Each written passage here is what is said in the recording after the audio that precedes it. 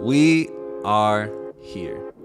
It's the Conchalant show, podcast, vibe, energy, experience. Do what you gotta do. It's all right. Whatever you want to call it. But y'all tuned in. We are here. We are live. The Knicks are playing and we're winning. The Yankees lost today, so that sucks. And today's a good day. It was actually the first day it was warm. Since it's been raining the past couple of days and it's been a pain in the ass. But we're here. This is the second episode of Conchalant. The first episode we had Jiggy on and we talked about love. We talked about barbecue pasta, which I know a lot of y'all hit me up about, calling me, yo, bro, this is crazy. We know. So welcome back. And today I wanted to bring on another really, really close friend of mine. He goes by the name of Taylor Crawford. Word. What's up, my man? I'm okay. I have a broken wrist. So how'd that happen? Snowboarding. 2 weeks ago. Yeah. So were you like trying to do a trick? No. It was like my third time. So what did you do? I fell. I fell and I went like this. It's like there's actually a term for it. It's like an acronym. I forget what the actual each letter stands for, but it's called like a FOOSH or something. Okay. Like fall on. Maybe it's the sound that you make. Yeah, I said FOOSH when I. Yeah. No, you know what's actually crazy? Because it was the last run of the night, and we were coming down the hill, and we were just like so tired because I'm not used to snowboarding at all. It's a fucking leg workout, and I'm coming down the bottom of the hill, meet my friend. Literally, I like carve a turn, immediately just fall. Hardest fall all day. Go like this, break my wrist. As soon as I hit it, I'm like, I just broke my wrist. Well, what is it? I've never broken any bones, so I don't know what it feels like. You just know. You just know. Like it immediately goes like weak and it's incredibly sore, like immediately. But is it like pain, like an excruciating pain, or you just like? I drove home for like 2 hours right after that, so you know. Wait, we should hold the sirens like coming up a lot during the story. I feel. Okay. That's fine. Hold for the siren, I guess. You're a siren. Foosh. Foosh. You know, this is what happens when you film in New York. You got a lot of outside noise, but don't let it distract you, guys. Outside noise doesn't faze me. Phases the microphones, but doesn't faze me. Don't penetrate the brain. So yeah, somebody could be dying. Could be. That's definitely more important. Whenever I'm like driving and I see an ambulance, I'm like, I'm like, oh, traffic. Hell? Oh, somebody really needs it. Someone's dying. Yeah. Well, maybe not. Maybe that's not the. I think that's an extreme case, but something's definitely happening. Yeah, it doesn't mean I've had asthma attacks where the ambulance come. Don't mean I'm dying. Well, maybe. You could, right? I could. Okay. Yeah. So all right. You know what? Fair point. There's the potential of. There's a potential. Someone dying. I don't think it's gonna go anywhere. Yeah, I think he's just parked. You know what it is? He's probably stuck in traffic. I'm Knicks fans. The irony. An ambulance is stuck in traffic. So shocking. I was watching What We Do in the Shadows today. Have you seen it? Is that the vampire one? Yeah. I saw the first 1 or 2 episodes and really? I didn't like it. You gotta keep watching it. It's so funny. It's so funny. There's a line today where it's like, yeah, you'd be like, oh, it's like I'd become like the guy who wishes for like to be the richest man on earth, and he gets crushed by 1,000 gold coins or something. And the other guy's like, yeah, the irony. It's like, no, it's gold, not iron. That's funny. Okay, I get it. It took me a minute. Damn, bro, what are they doing? There's a lot of noise going on. It sounds like the Hess trucks, like all the noises the Hess trucks would make. Hess trucks are here. I don't know. I do have Hess trucks at home. I used to have Hess trucks. I don't know what happened to them. I probably gave them away or something. Yeah, that's like what happened with the 3 cats we had when I moved to college. My mom just gave them away. Oh. Did they end up on a farm? I don't know where they went. I think she just like let them loose. Shit. I need more water. All right, so We're talking about snowboarding. We were talking about snowboarding, and then talking about your show last night. How was it? Show was awesome. I honestly think it was the best show I've ever played. Best show? Yes. What made it the best show? The connection with all the guys on stage was very... It it was significant last night. Like it was like there was a channel kind of running through all of us, and just like very everything in just sync. What's the word? Synchronicity. Yeah, like synchronized. Yeah, synchronicity. Yeah, it's all the same, just variations, like voicings of a chord and whatnot. But yeah, just everyone was like so in tune with each other. It was fucking awesome. Ooh. And like I work with like Owen. Yeah. I'm gonna plug all of them because they need to be plugged. Who was on drums last night? Anthony Wisdom. Anthony Wisdom. Anthony fucking Wisdom. I honestly think he's one of the best drummers in New York. Absolutely. He played with Zach's set afterwards too. Yeah. Like right after. Oh, he's nasty. Yeah. He's nasty. So you had Owen, which Owen, I spoke about- OWYNN. I spoke about Owen on the podcast. Really? Last episode, yeah, because we were talking about our current favorite songs, and I was like, Leave. Leave is my so my joints. good. This is the second time he showed up on the pod. Owen's Go popular, Owen, man. go Owen. Yeah. So follow him at Owen Music, OWYNN. Mm-hmm. So good. One of my best friends, one of the best musicians I know. Owen, Mr. Kindness. Mr. Kindness. Mr. Kindness on bass. Shout out to Gerg. Gerg. Good guy Gerg. You know what's funny? Nobody knows that like you're the origin of Mr. Kindness. I am the origin of Mr. You're Kindness. the origin. Yes. But everyone just calls him Kindness now. Like That's fucking like Josh and everyone in the curators. He's Kindness. Like he's Kindness. Yeah. Well, because it started after the videos. Well, no, before that. Well, the videos kind of made it popular, but it was when we were leaving practice one day, and we were outside Isaiah's house, and we were just on the corner talking. I was like, "Greg, you're so kind," because he kept opening the door for me. And I was like, "Oh no, you go." I was like, "Yo, you're Mr. Kindness," like you're. Oh my and then it God. started. I was like, "Can I call you that?" I can't believe he it. loved that name. The lore is so good. It is, but we'll say it's from the videos. No, but like that. I mean, that's the origin. The origin story is there. Yes. But yeah, then the videos. Speaking of Zay and everybody, we Zay was there last night. huh? Zay was went? yeah. Oh, how's he doing? Go on. Sorry, I No, interrupted. you good. No, I was gonna say talking about Dirty Villain, which if nobody knows, I used to probably be. won't. I used to be part of a band. Yep. It was called Dirty Villain, which was Yep. well, not a band. We were a collective, Sure, quote unquote. I guess. Yeah. That was started by you. Do you want to talk about Dirty Villain? Well, Yeah, At least what was the intention there? Well,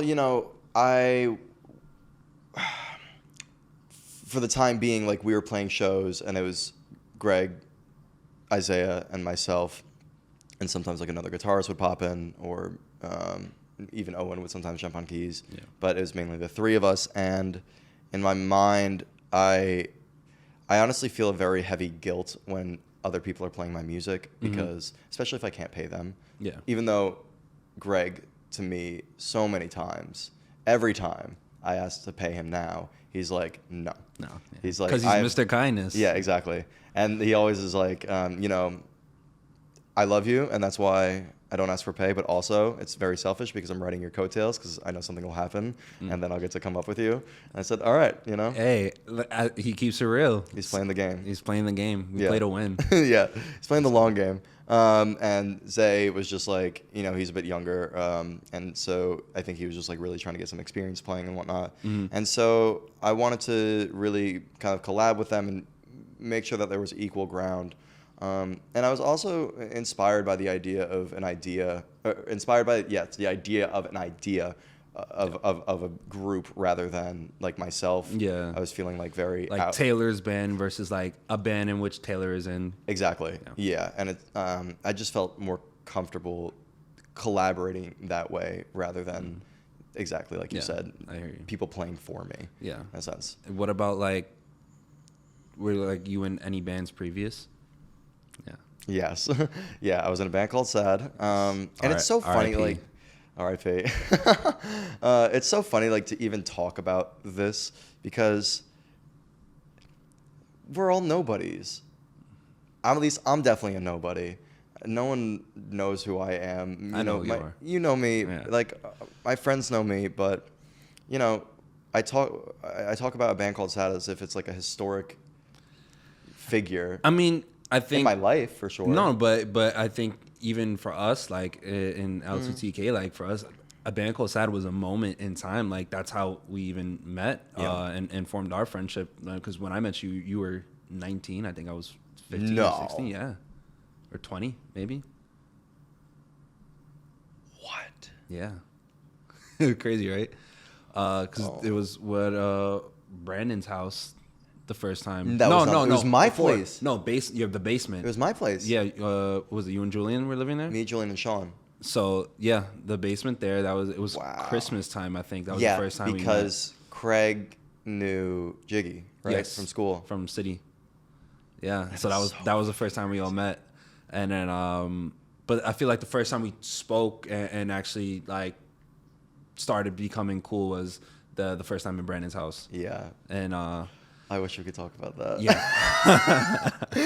Okay, I just want to say something, and it's not me like making fun of anybody at all, because it was just like a really funny instance, and it's just because I think someone was too high. But I remember Brandon, like, because he was playing. Well, that was the second time. That was the second time. Yeah, with the honey, you know what I'm talking about? Yeah. I'll just tell the story. It was just so like the entire experience was hilarious. Yeah. Well, I mean, people have their like their pre-show rituals. Like some Yes. people need a tea, some people need honey, some people need a smack in the face. Like I need one Yep. to start Yep. the show. Do you have any pre-show rituals? Anything that you do? Like sometimes like I can pray and like me and Jiggy will pray before shows. Like anything, we go in a group huddle and be like, "Come on, guys, let's do this." Or That's really cool. I remember you guys saying that. I think it was either at the last show that Yeah, you did, yeah. and then you're like, we did this. We Yeah. prayed right before our first show ever, and then Yep. we're still doing it now. Yep. And it's great to keep those traditions going. No, I don't actually. just kind of jump right in and Yeah, it feels. I want it to feel spontaneous. Okay. Too much preparation, I don't think, is a good thing, because then you miss out on the joy of something new happening. yeah. Which I think for my shows is very fun, and that's why, like, with the guys that I'm playing with. Also, William Way, Wey, is the guitarist in my group. Which I haven't met yet, but I heard you're an amazing guy. Good value. Yes. Music of Way, at Music of Way. And he's a fantastic performer, musician, person, and he's from New Zealand. Oh, And awesome. So he's faking his accent, basically. That's hilarious. Where was it going? Oh, yeah. So just like the group that I'm with, they're so good that You don't even feel like you need to like not prep, but we rehearse. We rehearse and we go over the but song. you're able to like kind of freely go in versus Exactly. like having to really sit there and talking like you're gonna do this. And when I, for example, Anthony Wisdom picks up cues very quickly. So quickly. Oh. I can do like this, and he and knows. so like Knows, knowing yep. that you have the confidence in the people you're playing with to be able to kind of move freely. Yeah. That's dope. I think the ritual is the show itself. Got you. It feels very. Do you feel like you would black out when you perform? There's times where I perform where I wouldn't say black out. Like obviously I'm very conscious of what I'm doing, but I definitely think like the other the confidence takes over and like Yes. everything else kind of goes back of mind.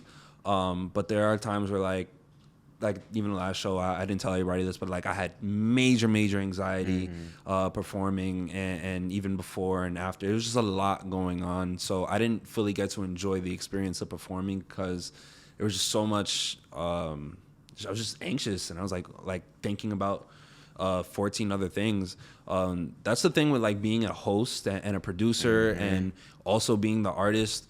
You have so many things to worry about. You don't get to just kind of settle on one. So like when people book you for shows, it's not like you just have to worry about getting people there. Yep. Versus like we have to worry about return on investment, who's showing up, where's the stage going, the lighting, the flow of people, and so much like extra stuff. So that particular day, I was super anxious. It Yeah. makes sense. Do you ever get like anxiety before shows? Absolutely. the All day time? yesterday, Yeah. I couldn't eat. I could not eat. I looked. That's okay. I'm so reactive. Whenever I hear a noise outside on the sidewalk, I Nah. just go, ooh, like I just respond to it. But yeah, for sure. Yesterday, I just could not eat. My stomach was absolutely killing me. Yep. Yeah. Hey, things happen. But yeah, we were talking about like anxiety during shows and, Yes. and stuff like that, and just like day to day, like how is it like having anxiety like throughout the creative process? Does that happen to you? I think it's based more so on.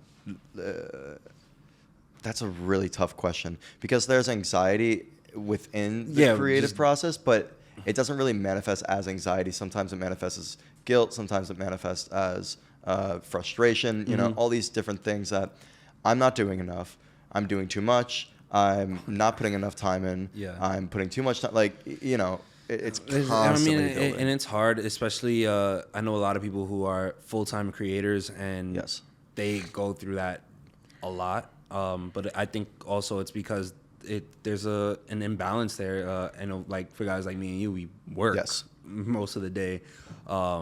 So, you know, we have our day jobs and then we do our side hustles and our music. And it's not like we don't take it serious. It's just we have priorities. And, you know, I was telling somebody yesterday, I was like, I'm not going to be a starving artist. I could be a mildly hungry artist. I could have a little growl in my tummy, but I'm not going to be a starving artist. Like, how do you feel what's the balance like for you being an artist and also like having your day job and taking care of like your normal day-to-day responsibilities? I'm really like that. What you just said, being a mildly hungry artist, I think the idea of having to suffer for your art is the dumbest thing ever. Yeah. No, you do not. You have to be a person to create art, and a person does not have to suffer to create. That's just because like people think of like Jimi Hendrix or something. He's like, yeah, he was like homeless and like starving all the time because like he didn't have any money. But that's just because that's just the position he was in and was born into, and he also put himself in those positions. Yeah. You know, he was in the army at one point. He could have continued to be in the army and then do whatever. But he like escaped from the army and everything, and then went to New York. And instead of finding a job, he just kept playing guitar randomly. And so, you know, he's a 1 out of a million story. But anyway, to go back to, you know, the balance and everything. Yeah, I think the hardest thing is time/energy management. Okay. Because being able to work all day and then come home and say, okay, now I'm going to work for the next 6 hours again, even though I was just working for 10 hours, that is impossible. Yeah, and I think like people have the idea that if you work a 9 to 5, you dismiss your dreams, and I think that gets misconstrued.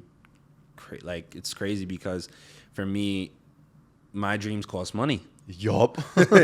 If I want new equipment, it's gonna cost money. If I want to do this, it costs money. If I want to, you know, so how am I gonna get money? Not gonna do it by starving artists. No, I'm gonna work and make my bread to do that. So thank God, like I have a good stable job. Shout out to my job, where I can use what I make there to fuel what I do here.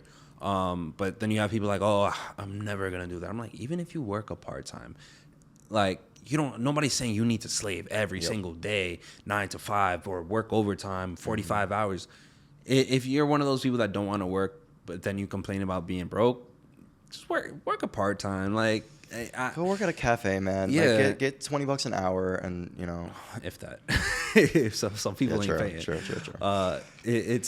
But like, yeah, I don't understand the thought process there, where it's like, oh no, if that means I'm missing out on my dreams. I'm like, no, like this fuels everything that I do. It's not my career. I make this my career, but how can I finance it through my job? So that's just kind of been. I don't know. I get really mad. That's so. We see so similarly on so many things, and the one thing that really gets me is like kind of like, you know, either trust fund babies, like nepo kids and all that stuff. Like most of the people who don't want to work are because they don't have to. Yeah, and they can just spend their time. Pure laziness. But then at that, for sure. But then it's like, then how are they surviving in the first place? Yeah, you know.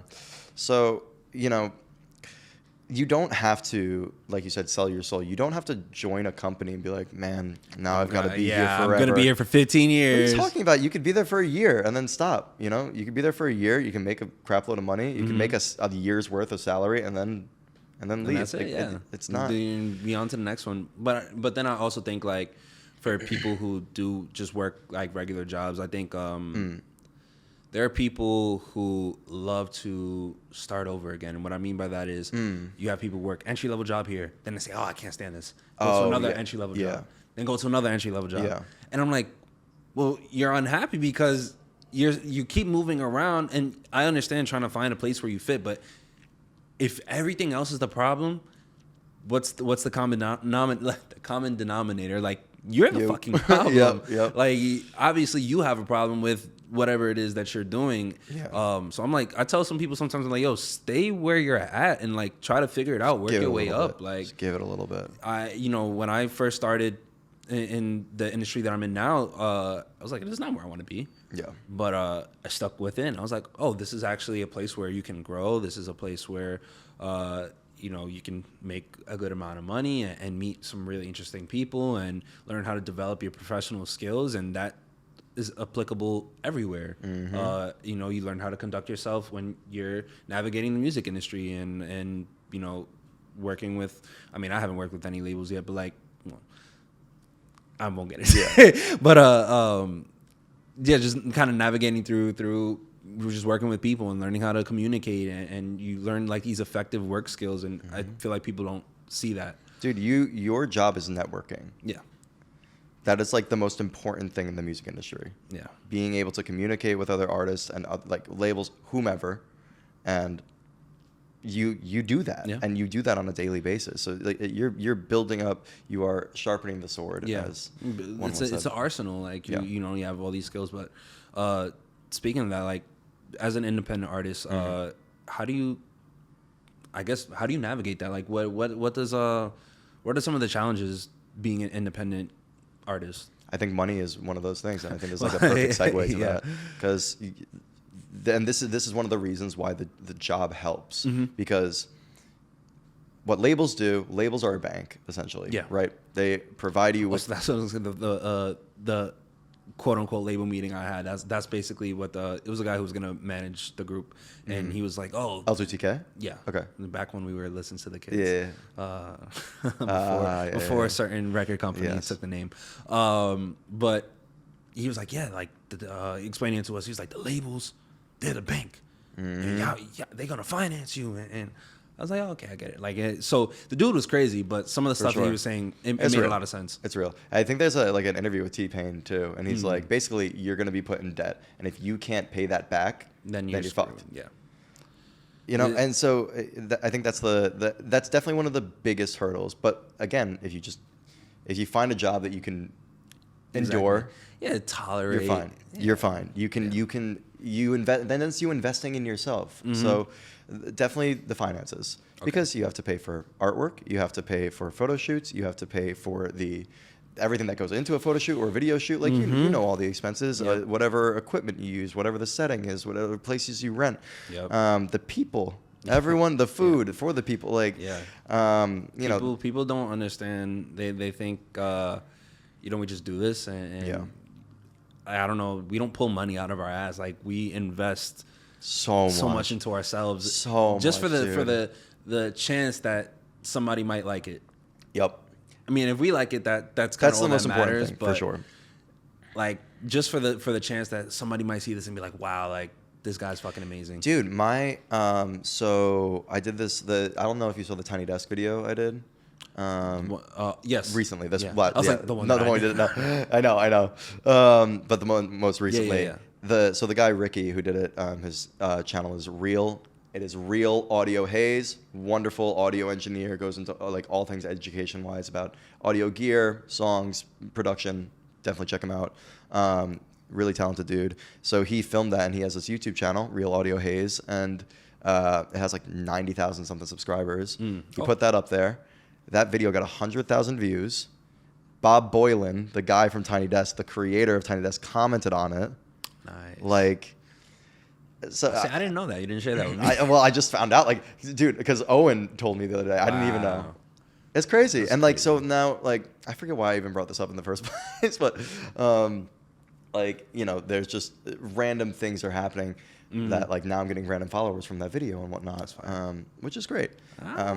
Yeah, it's cool. It's really cool. Oh, FOOSH. Oh, FOOSH. Damn, you too now. Imagine like breaking bones or a virus. FOOSH. But yeah, being an independent artist, it's just like you have to be like you're a startup company. You're your own motivation, and I think that's the hardest Your thing. own boss, your own financier. Dude, my friend Nick. Shout out to Nick. Shout out to Nick. Nick is nasty with Yes. the camera, bro. Yes. He's nasty. At Told by Nick. Is At Told by he Nick. gonna be? Is he coming after I leave LA? By the way, we're going to LA next week. So we're gonna go hang out. Yes. But is he gonna be there at the same time? I think he might come after. Yeah. Yeah. Damn, all the bros, all the bros are coming when I leave. I know. Sucks. It's just a money thing. Like, I hear it. And, the fight back was fucking expensive, but yeah. yeah. Besides the point. Well, I have a second ticket. What's it called? But Nick is like the perfect example of someone who is just like such a independent motivator and does so much stuff on his own. And he was working for Tesla, and then he quit because he said, "I don't want to be doing this anymore." Yeah. He was working as a interior designer for the Cybertruck for Tesla. Oh shit. I'm not trying to name drop this stuff, but I'm just saying like Nick's accolades are insane. That's fire. And then he just said, well, now that you say that, the way he works and stuff, like I could see kind of he looks like a Tesla he's so guy. logical. He's so smart. He's just like he's definitely like he's like one of my heroes. One of the people I look up to, for sure. But yeah, I think just motivation, telling yourself every day, okay, I'm going to work on something because I love it, and because I want to make the thing that I love be the sole purpose that I'm living and what I'm living for. Like there's an Alan Watts quote, and he just says like most people are just working to work, because all they do is you work and then you spend your money on the weekend and then you go back to work. Exactly, to get like it's like being in a constant hangover cycle. Yeah. And then you said Nick is one of your heroes. Is like any creative influences that you have, any artists or just people in general? Conquest. Oh, we have a anime picture together from our first single together. We're not gonna name it. Steady Simpin'. Steady Simpin'. Steady Simpin'. It's a banger. It's so good. It's great. It's a great song. It started a lot of problems. What are you talking about? Oh, you're right. Oh, wow. Yeah. No, I thought it was like on like kind of like was there a girl involved or something? No. We can get into that in a bit. Yeah. But yeah, so creative influences for sure. Oh God, like musically, personally. Yeah. Definitely. Well, my dad passed. Yeah. And like him as a person, just someone who exuded and radiated optimism. Yeah. Like that's just who he was, and it's so hard to be that person because it's so easy to be upset and angry all the time and like just get frustrated. Yeah. But he would never do that, and like no matter how much shit he had on his plate, he would just like be like, all right, like cool, what's next? Well, not it is what it is, but like my great grandfather, my mom and my aunt and my grandmother talk about him all the time, and he was basically the same way, like such a man's man, like but in a way that was gentle. So I feel like when you talk about your dad, it's kind of like the way it kind of comes across, like he took care of his fucking business, but he was also like the person that you would talk to when you needed that. Reassurance, love, like anything, guidance, everything. And that's like the weirdest part about like, him not being around anymore, because he was just someone I just like called. He's just like a friend that I call and like talk to and like whatever's going on. So definitely my dad. Musical influences, fucking Barry White, dude. I love Barry White so much. I love disco. Our creative influences are getting overthrown by the ambulance again. You want to take a sec? Do we need to take a sec? We could take a quick second. I think this would be a great time to take a little break. So we'll be right back.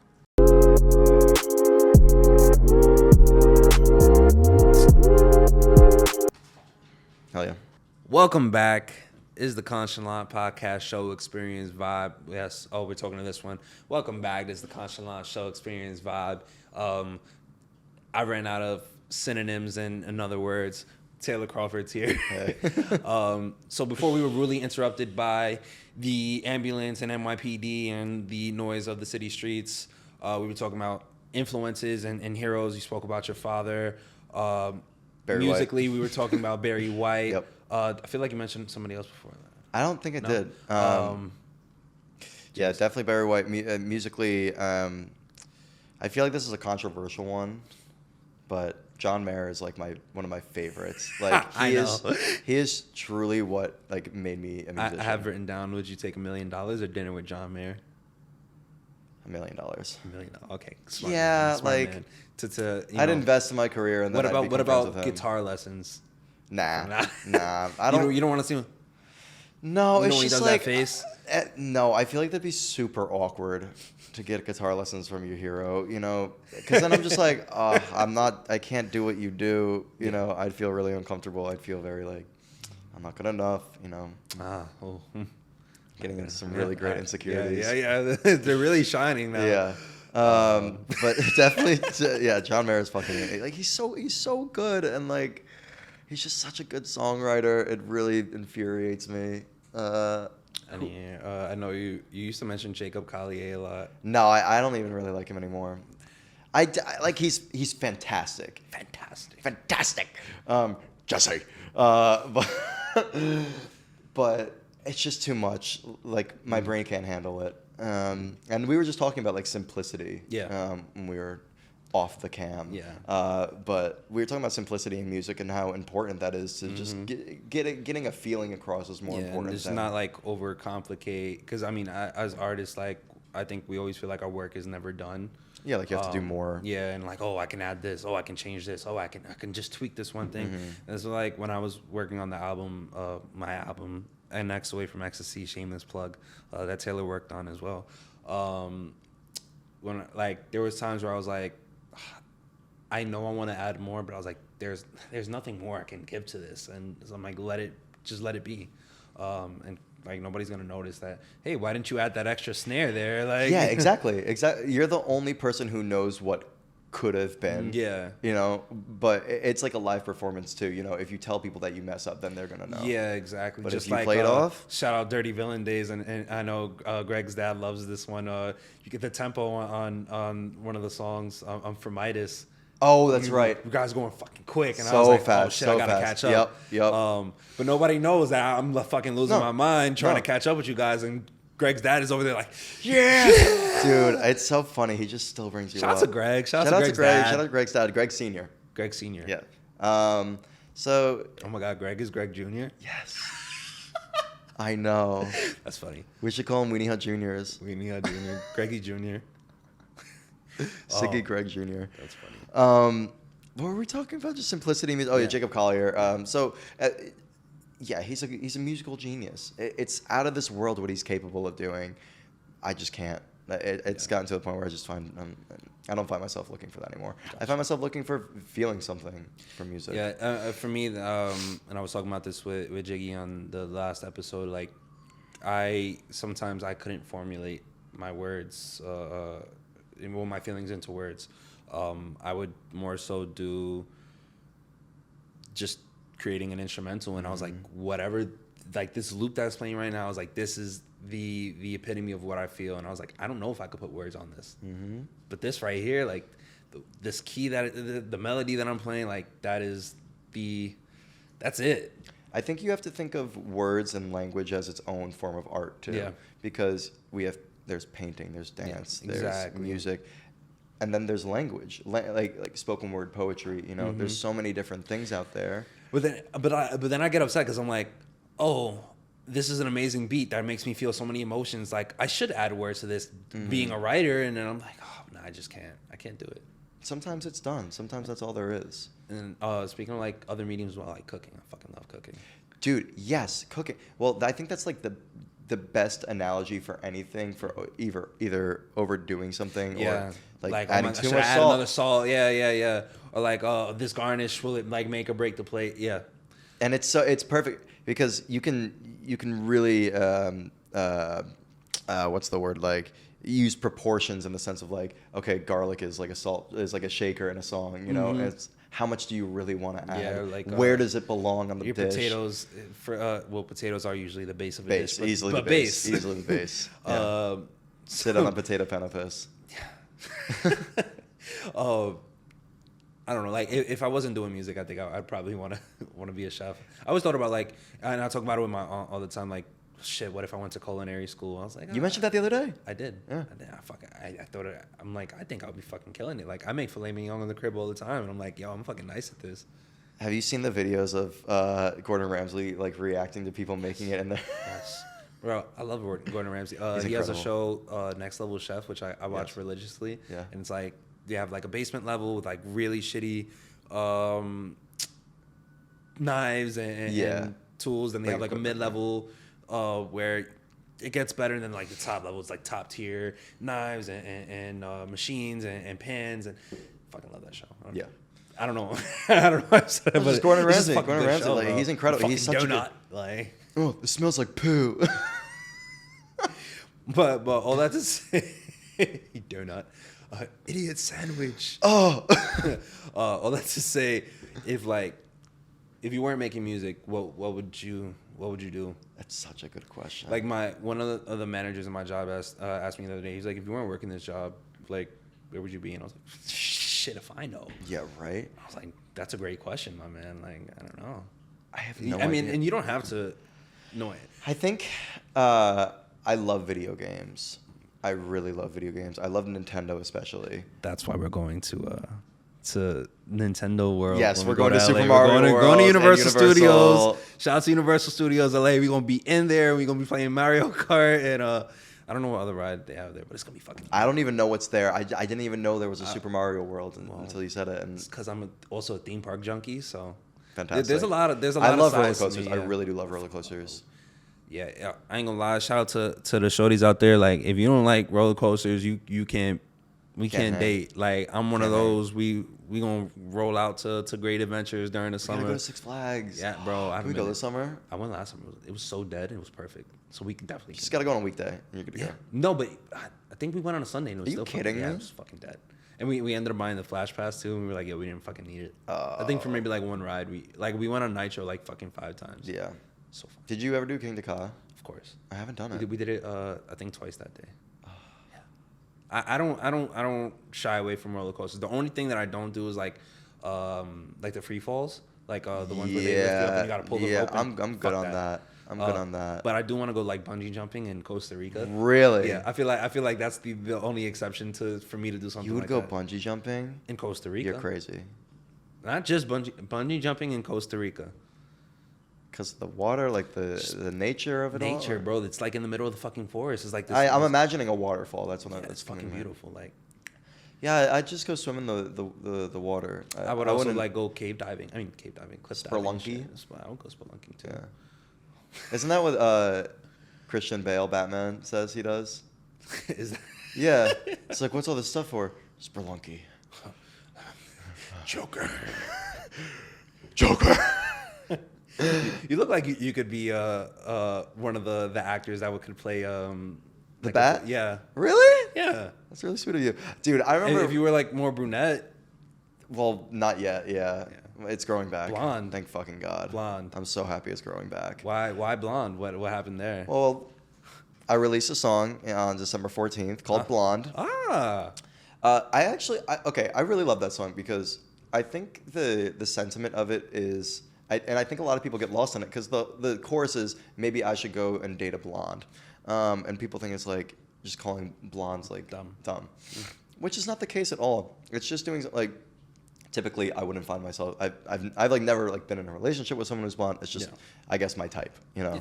Yeah. But so it's doing something you wouldn't typically do so you don't get attached to it. So it doesn't hurt if it ends. Got you. That's the whole point. It's not about like just dating something because dating something. Gosh, yeah, bro. sorry, that came out very wrong. But just like it's about putting yourself in a situation where you're in control of your feelings. Yeah. And you're not surrendering to any sort of emotion. Gotcha. So it's like protecting yourself. It was very profound. I like Thank that. you. Thank you. What were we? But bottom line, you went blonde to promote your song. Yes. Yeah. Exactly. Okay. This isn't normal. I just wanted to clear that up. This isn't normal hair. Is that like part of your marketing strategy for songs? You just like end up doing crazy shit. Dumb like shit? That? Yeah, dumb shit. Yeah. Absolutely. So for Comfort Zone, I have some ideas. Huh. Do they involve you doing any weird poses? Because I feel like almost everything I've ever seen you do involves you doing some sort of like conjointing. Which is weird because I'm not like actually flexible. You just put yourself in Yeah. flexible positions. Yes. I had this idea of it's very like crowd based kind of thing, going up to people and it's going, what is something that you would get you out of your comfort zone? Like what's something you would never do? And then ask and then answering and then being like, let's go do it. Ooh, that's fun. Now, how are you gonna finance that? With your With day my job. Woo! Whoosh. Yeah, that's fucking dope. It's but I'm like so nervous about that. Like, why? Because first of all, it's gonna be stuff that I probably don't want to do. Oh, yeah, but it's not. I know, it's the point It's gonna of the take song. you out of your comfort zone, dummy. I know, but I like my comfort zone. So that's the idea for it, but it's just, it's really nerve wracking. It just going up to people and doing that stuff, like just asking them, is incredibly nerve wracking. Gotcha. It's so embarrassing. You should. I want to be at the point where I just don't care, and there are times where I feel like that, but. In all honesty, like every time I'm doing some sort of promotional video, it feels very embarrassing because you're in a sense you're forcing it. You have to, but like just what we were talking about, like you have to fake it till you make it, and kind of put yourselves in positions where you don't necessarily want to act like that, or you have to play the character, you have to play the part, you have to do the role, so that you can get the result that you want. Yeah. When is Comfort Zone dropping? March 18th. March 18th. A week from Monday. So we will be living it up. The day I did yeah. that specifically because we'll be leaving I'll be leaving the next day. So yeah, nice. Yep. It's fun. I was gonna ask what songs are like in your rotation right now that you've been listening to. Just like of other artists. Yeah. So there's this artist I was listening to him on the way here. Sucks. Sorry. Yeah, he does. No, he's easily one of the best songwriters that has ever touched this planet. Damien Rice. He's an Irish singer-songwriter. I know a song by Damien Rice from like over 10 years ago. Is it The Blower's Daughter? No, it's like Volcanoes or some shit Yeah. like that. Don't let your heart come down. Something like that. Yeah. Boom, boom, boom. Yes, Yes. Yeah. There's a really cool live video. Of him Is that doing what it. it's called? Volcanoes? Yeah. Fuck, see. You got it, bro. This brain is all songs, bro. Dude, whenever you and Jiggy like talk anything like hip hop history, it's insane. We tried. You're just so knowledgeable. It's awesome to watch you go at it. Like I just pulled the Damien Rice song out of my ass. True. Give me So credit, it's just bro. it's a musical thing. But yeah, he has an album called My Favorite Faded Fantasy. Okay. Talk about just really reaching into pure heart and emotion and just ripping it out. So fantastic. Doesn't sound like my type of Oh, vibe. it's so good. I don't think I want my heart ripped out. It's so good. It's so good. Anybody happier? else that you're Like, listening to? And maybe it doesn't sound like it'll put me in a weird mental position. Yeah. I try to like listen to New Music Friday actually a lot. I every Friday. That is like my ritual. I actually really love the new Charlie XCX song. I don't remember the name. I think like it starts with a V or something, but I don't remember the name of it. It's great. It's just such a banger. I was bumping Ariana Grande's album last night.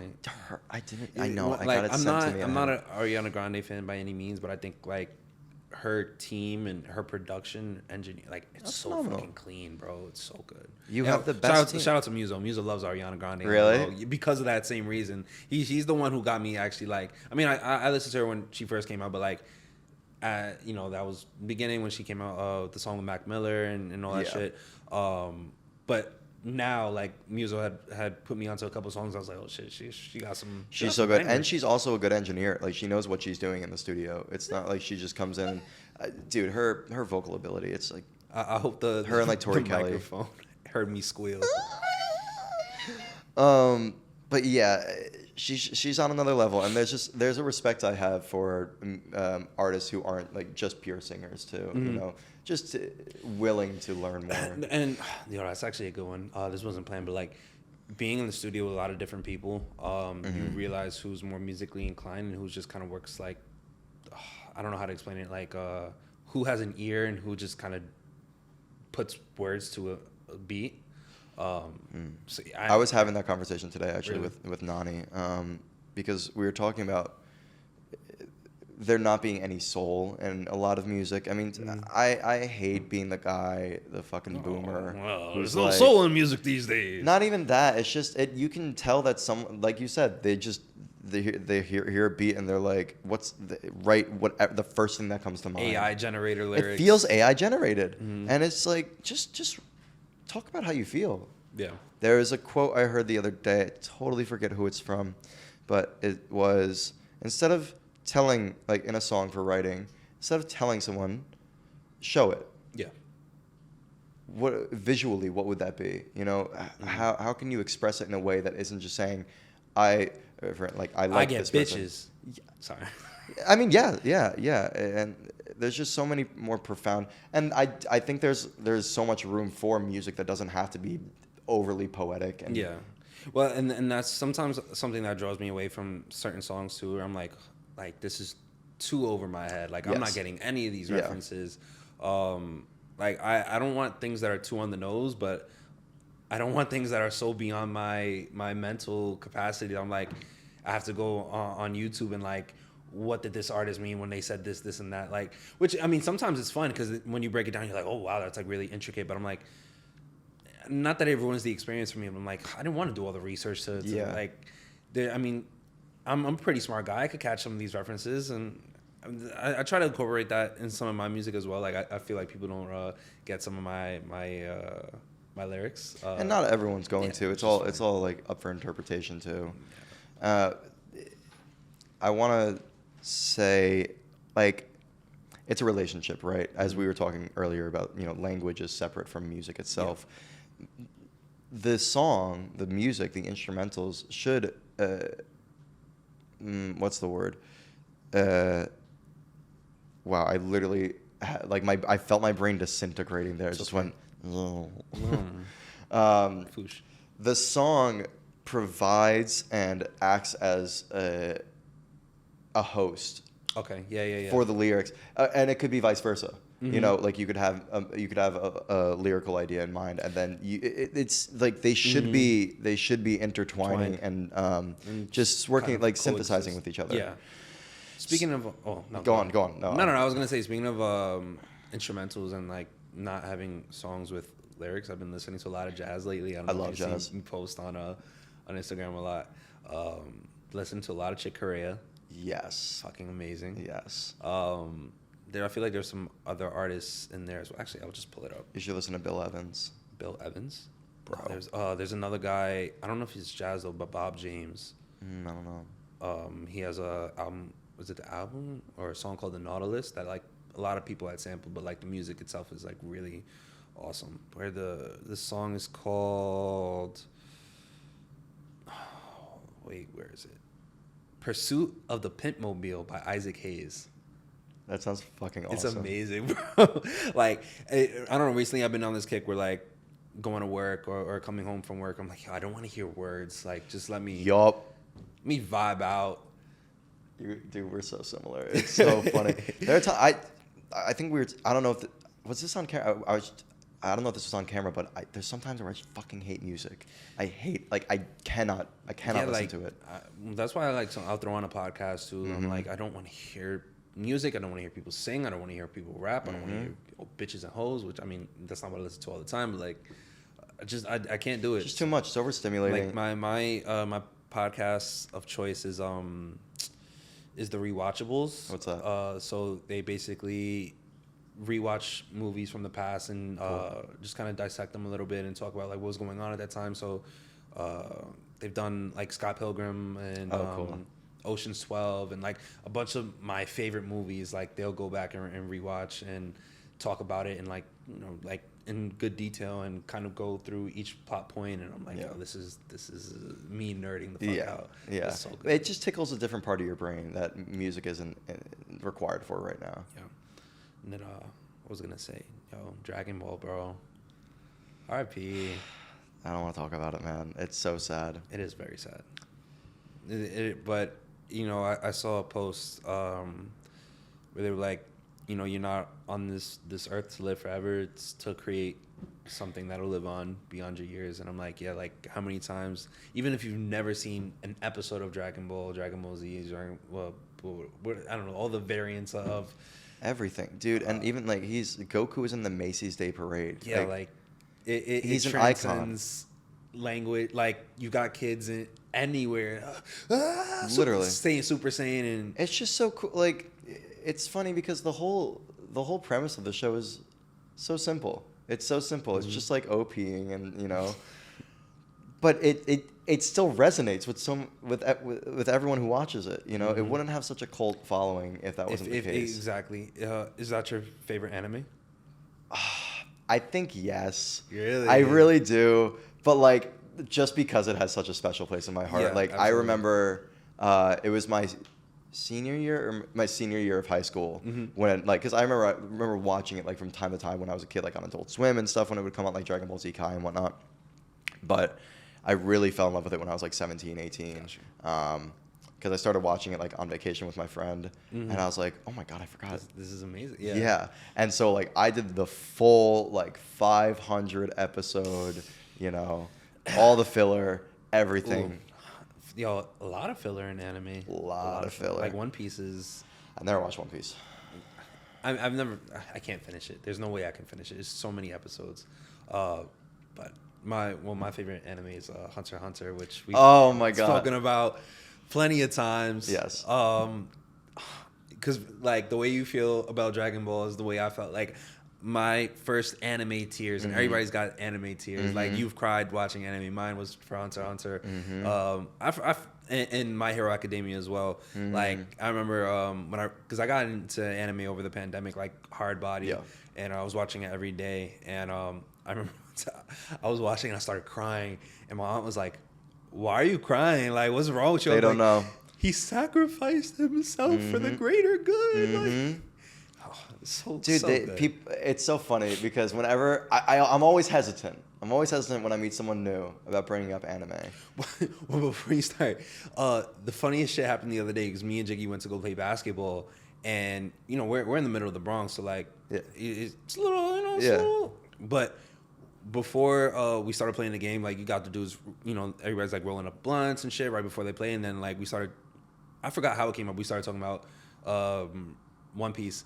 And yo, the guy's like, yo, One Piece, blah, blah, blah, blah, and you can't tell me that's not the best. I was like, oh my god, like this shit transcends all walks of life. Like you've got dudes smack dab in the middle of the hood playing ball, smoking a blunt, talking about yo, One Piece this, Dragon Ball that, Hunter x Hunter this. Bro had a tattoo of a dragon. Like yo, I was like, this is exactly why like you can never deny the effect and the power of anime.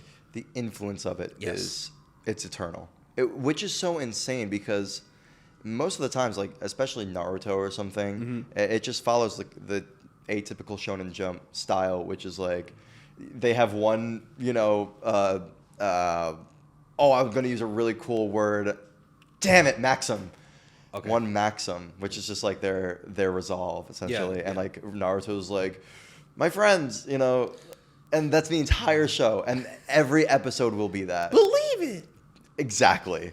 Believe in yourself. And then literally every episode of Naruto Shippuden, like the end of it, like the last like 100 episodes, I think there's a flashback of him being like, and I was a kid, and I was left alone, but then I started to get friends, and then more friends, and then it's like that same show. Now everything is okay. Exactly. Well, they say I was watching a YouTube video, and it was like, he was ranking all the strongest anime characters, and the S tier was the power of friendship, and they were like, the power of friendship trumps all powers. It really does, and every single one, no matter like, did you watch Dragon Ball Super at all?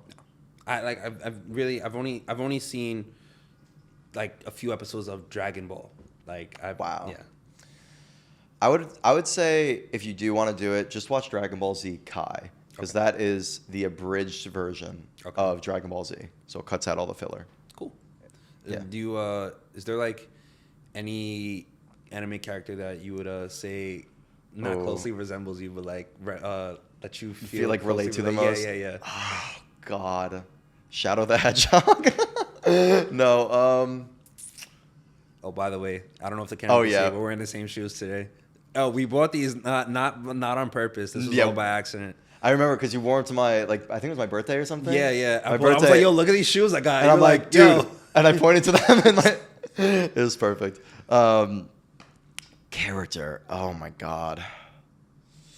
That's a really tough one. The power of friendship trumps all. Because I think I'm kind of like an emo boy sometimes, you know? Dude, I get my feel so bad. Yeah, but like I feel like emo boy is more of a look than a feeling. Oh, that's true. That's true. I'm thinking of I'd say Eren from AOT, Attack on Titan. I never got into it. Listen, I'm a hard sell sometimes. Like I watched like the first 5 episodes and I was like, okay, cool, and then I never picked it up again. Did you watch Vinland Saga? Nobody yell at me, please. No, I didn't. I heard that one's really good as well. But for me, obviously Hunter x Hunter is still my favorite. My character is Killua. I feel like yeah, that's true. It's like a blind love for everything. Yeah. Like I'm like, yo, everything is gonna be cool. Yeah. But then like, yo, he goes fucking. I'm like bananas. Whomst? Not Killua. I'm sorry. Gon. Gon is my guy. Yeah, well, he was actually, my friend Cole told me this, that he was technically inspired by Goku. Like that's why. Yeah. That like it's just so similar in their antics and everything.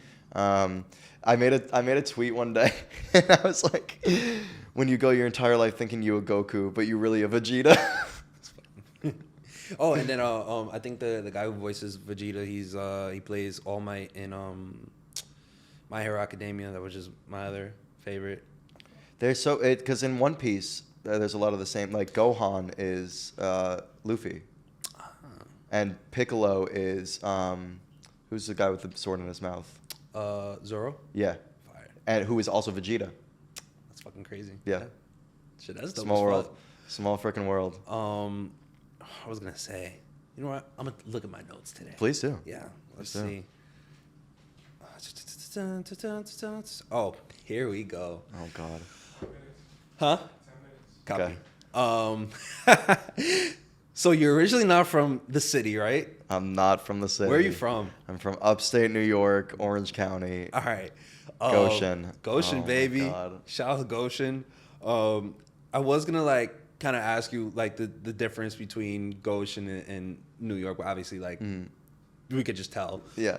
But now you currently reside in Brooklyn. Yeah.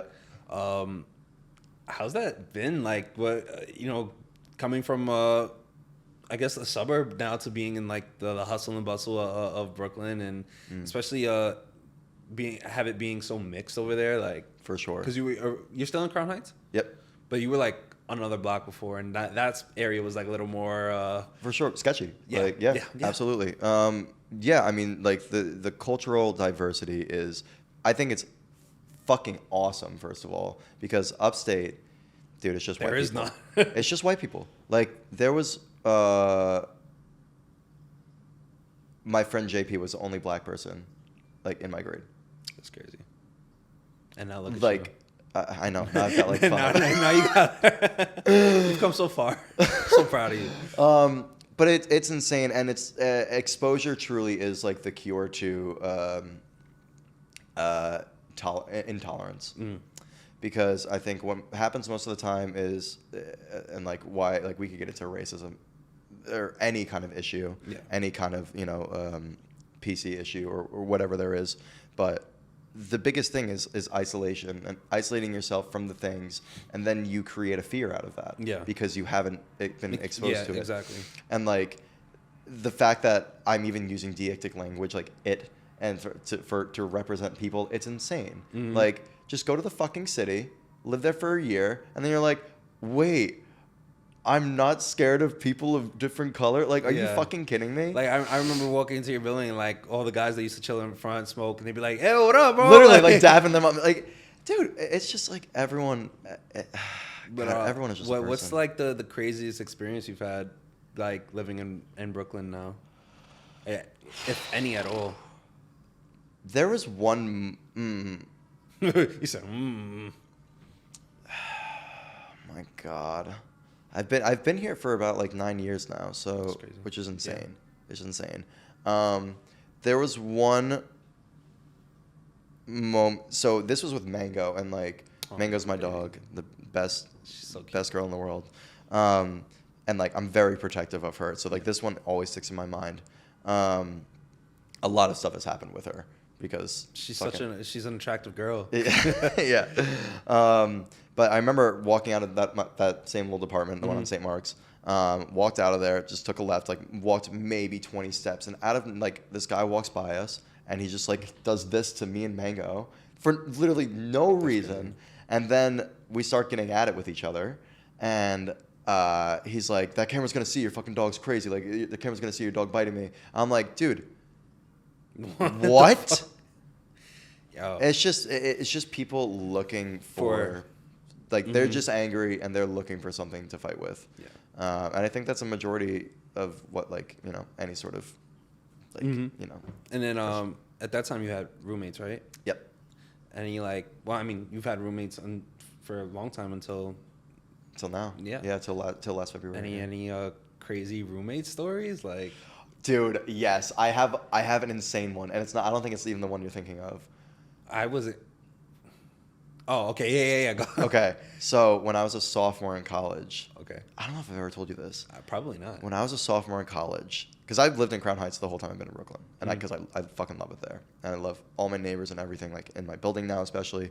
But when I was a sophomore in college, I moved to my first apartment, and it was with this guy. I will not say his name because I don't want to be murdered.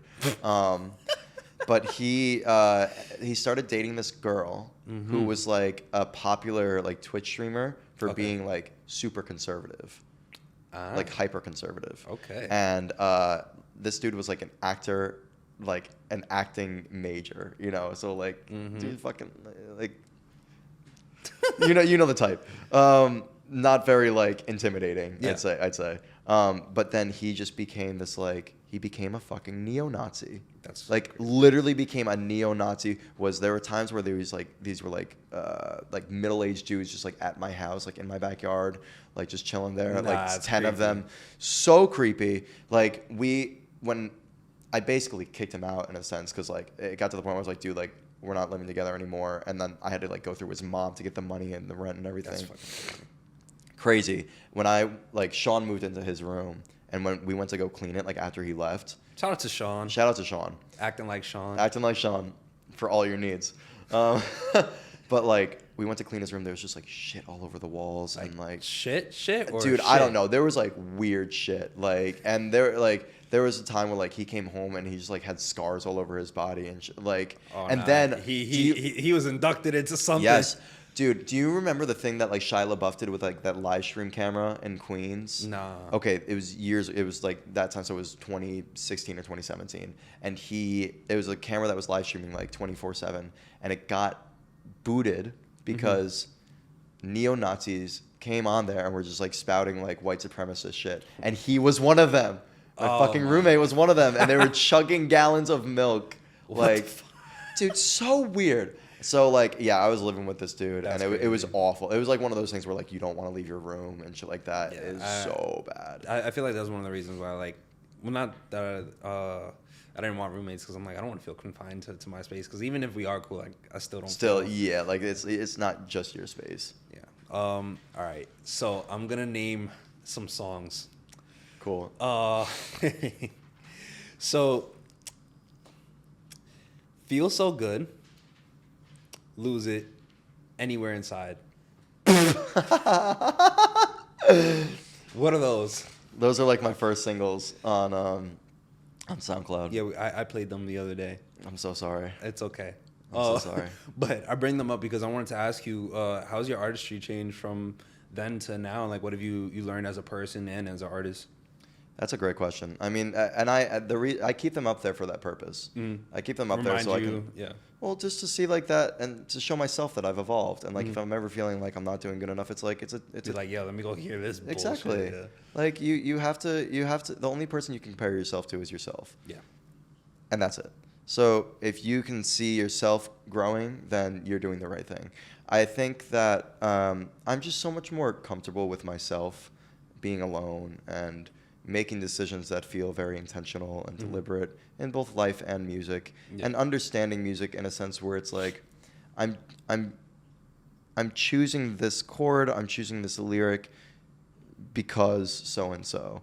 It's not okay, I'm just doing because like this is what sounds right, you know. And even when that does happen, it feels very deliberate and it feels very powerful in a sense.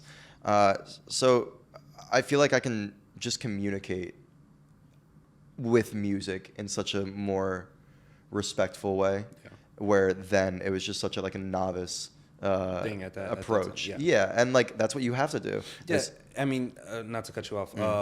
Like the other day, me and Musa were playing beats from like 2017, and I'm like hearing some of these songs that I made. I'm like, yo, these aren't. I mean, these are horrible, but I was like, the idea was there, and I'm like, now I could take this, knowing what I know now, and like rework this and have like something really amazing on my hands. So I like we were talking about like maybe just going back and picking apart those beats and old song ideas and just reworking them for now. There's an element in something that you can use in everything. Like there has to be, because everything is just a bunch of parts made into one thing. So like context is everything. Context is everything. And there's one thing I want to say, because I know we have to end soon, but there's a quote from Adventure Time, and it's from Jake, and he says, before you get good at something, you have to suck at it first. Absolutely. And that like will ring true for everything. That is. It's so important. Yeah. I remember my first time going to the gym, and I was like, "What the fuck am I doing?" Like, I tried to do bench press, and I was like, "What am I doing wrong? Like this, I can't lift this." And now I'm like, "Yep, yeah." Everything's growing, and I think humans, like, our superpower is that we're literally capable of doing anything. It just takes time. It just takes time. And that's what I always tell people. I'm like, you know, and I said this last time as well, like, don't let your dreams stay dreams. Like, if you think you can do it, just fucking do it. Try it. Experiment. Don't just let an idea be stagnant. If I, now that me and Jiggy's basketball season is over, I'm like, fuck it, I'm going to take up boxing now and see what happens. Hell yeah, man. Like, fuck it. And if obviously I'm going to suck at it first because I'm not a fighter, but now I can acquire these skills and build my arsenal and have just something under my belt that I'm like, yeah, I fucking did that too. Like, there's nothing you could say like, oh, you didn't do this. You said you were gonna. Nah, whatever I said I was gonna do, I'm gonna do it. Exactly, and you don't have to. There's no external validation that has to happen. You're doing it for yourself. Yeah, it's crazy. Last thing I wanted to ask was, what advice do you have for young?